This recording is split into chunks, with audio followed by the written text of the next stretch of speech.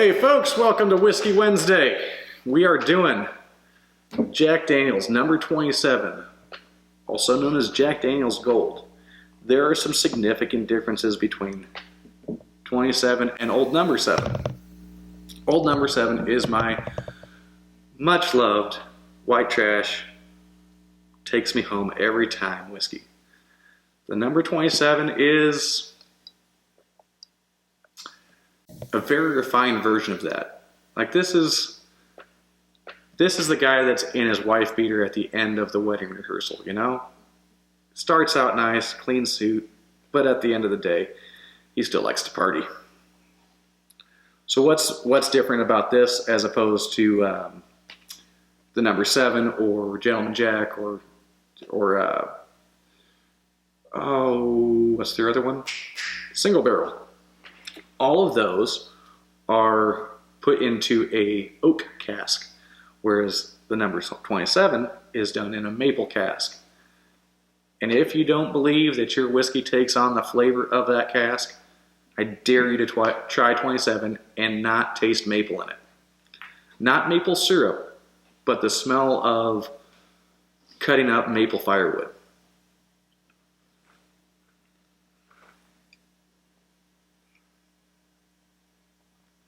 It even comes up into your sinus cavity and you can smell that maple. To me, it smells just like the chainsaw trips when I'm cutting up a maple tree. It is so good, it is so smooth, light and sweet on the front end. It's still got that little 80 proof burn that comes down your throat. And you know it's Jack. Like there is that significant Jack taste to the mash. But man, it is smooth. I've got a buddy who is a big whiskey drinker himself, and I had him try this. He does not care for Jack Daniels. I had him try this without ever seeing the bottle. And he said, wow, that tastes like a really good Jack. I said, yeah, that's what it is. It's the 27 Gold, really good Jack. So even if you have an aversion to Jack Daniels because maybe you got really trashed on it in high school and had the worst hangover of your life, or you called dinosaurs until 3 a.m. Give this one a shot. It's smooth, it's refined, but it's still got that little bit of a Jack edge to it. And that's one of the things I love about this particular offering from Jack Daniels.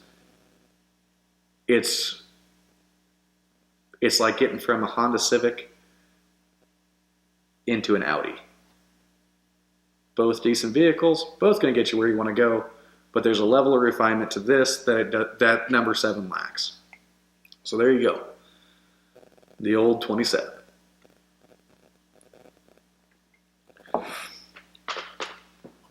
So let's ramble a little bit here, folks. Let's talk about relationships that are good for you and relationships that are not good for you. And that does not mean that the person is not good for you. I don't mean this specifically romantically. This can be applied with romance, friendship, work, in any person-to-person relationship that you have. You have to first know yourself in whatever capacity we're actually capable of really knowing ourselves. And then secondly, knowing what's good for you to support who you are as a person. There are a lot of people that you run into in life, and a lot of people that I've run into in life, that personally, on a friendship level, we are great friends. Nothing is really off limits. We can talk about the most personal things. I have their complete trust. They have my complete trust. And those are great relationships.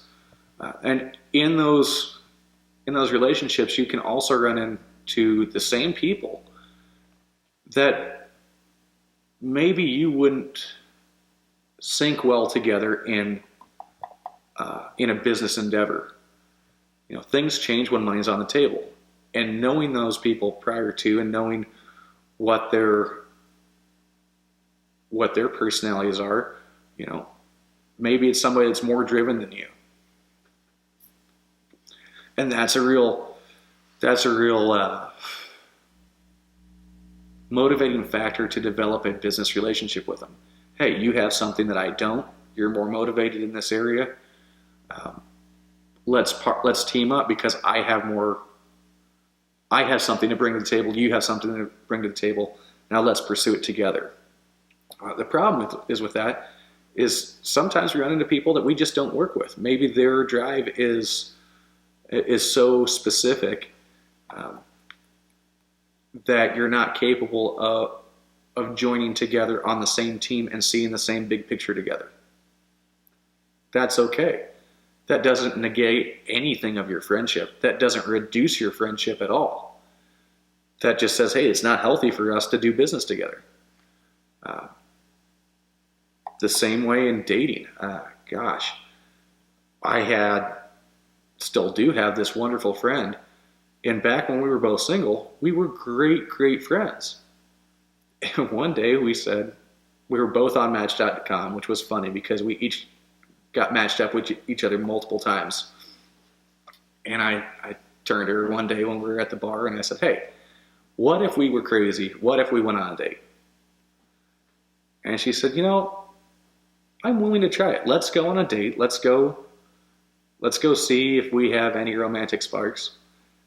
And this friend of mine who had been with me through a whole lot of crap, we went on a date, went out to a nice restaurant, sat down and stared at each other. Couldn't think of one thing to talk about. We both had kids. We both had been through nasty breakups. And not one thing that we would normally talk about, not one little bit of fun that we normally have together could be found in that date.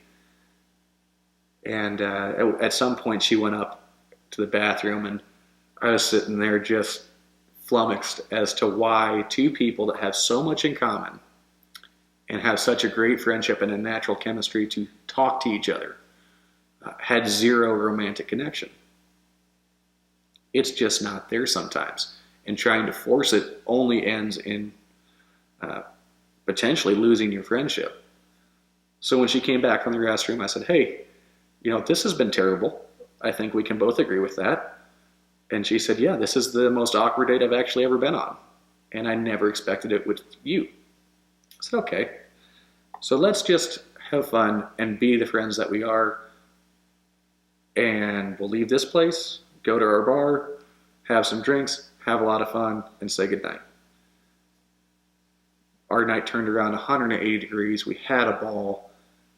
We each took a cab home. We were done. And we've never again revisited the idea of a romantic involvement. And never needed to. But I promise you that if I was having any trouble at all that I knew she could help with, I could make a phone call and she'd be there for me in a heartbeat, just like I would her. One of my favorite people in the world and one of the sweetest women I have ever known. And is now also a good friend with my wife. Those relationships all have a place. They all have boundaries that they need to stay in. In that scenario, it was friendship. In other scenarios, it's business. There's people that I'll do business with that I will never, ever, ever take hunting with me. Why? I don't want you sitting next to me in a tree or in my boat. But yeah, we can go to work and we can laugh and we can have a few beers later. But we're not bosom buddies. There are also bosom buddies of mine that I would never work with. Guys that I've known my whole life that I love to death as brothers. And if it came to working on a project with them, I would quit in a heartbeat. Everything has its place. Boundaries are there to protect us, to protect them, to protect everyone. So take a look. If you're having a struggle with a person, maybe you're trying to force something that's not there. There's nothing wrong with that. And you are capable as a mature adult to scale it back and get back into the friendship or work relationship or whatever the case is that you need that relationship to be. And if nothing else, remember, a little whiskey helps.